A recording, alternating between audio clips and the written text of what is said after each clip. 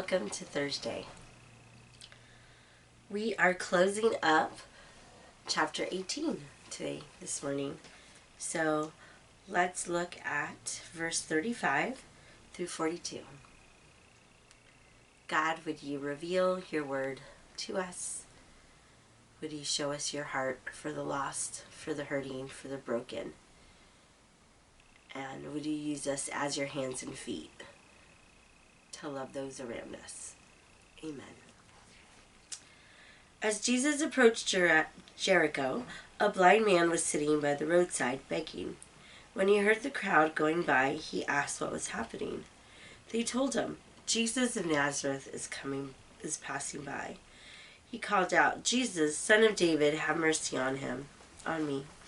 Those who led the way rebuked him and told him to be quiet, but he shouted all the more, Son of David, have mercy on me. Jesus stopped and ordered the man to be brought to him. When he came near, Jesus asked him, What do you want me to do for you? Lord, I want to see, he replied. Jesus said to him, Receive your sight. Your faith has healed you. Immediately, he received his sight, followed Jesus, praising God. When all the people saw it, they also praised God. All right, let's look at this story that's kind of familiar. And Jesus is on his way to Jerusalem, and so he's going to the path of Jericho.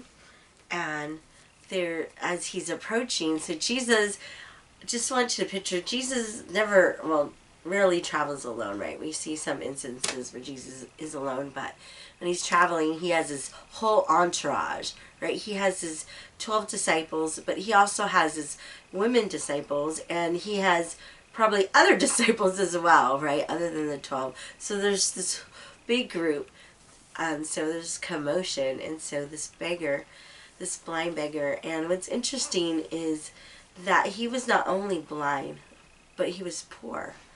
And this was the epitome of who Jesus came to be with, to heal, was the broken and the poor and the bottom of society's scale, so to speak.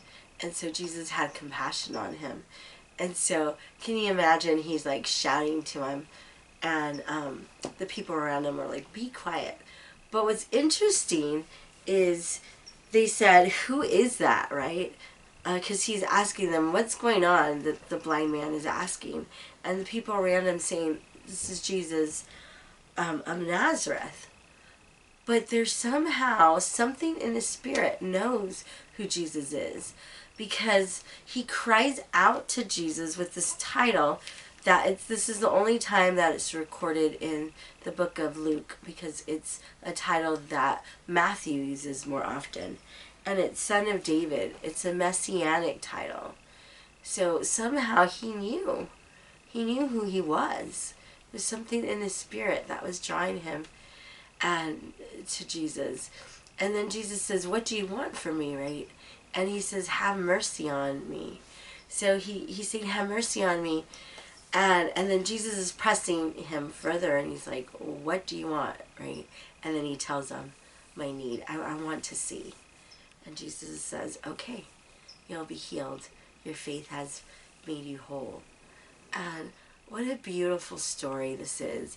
First of all, it's always just a great picture of how Jesus is on his way, right, to a destination, but he always stops during that destination to heal, to see what's happening, to comfort those that are hurting and broken. And this person knew in his spirit that this was Jesus, that this was the Son of God. And he just cried out for mercy. That was his biggest need, is for mercy, for salvation. And then Jesus asked him what he needed, and he said, I'd like to see as well. What a beautiful picture of salvation.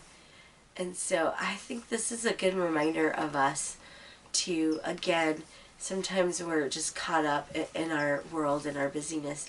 But Jesus came for those who are broken. He came for the hurting. He came for the blind. He came for the poor. He came for the hungry.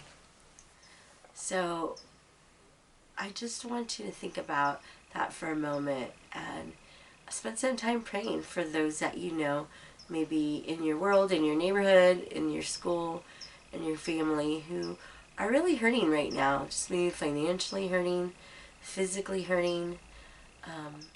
Maybe their body has an illness, and just spend some time asking God to have mercy on these people, these family members, or these friends of ours, because that's what He wants to do. He wants to heal. He wants to redeem those that are broken. So spend some time praying over these needs this morning. Have a good day. See you tomorrow.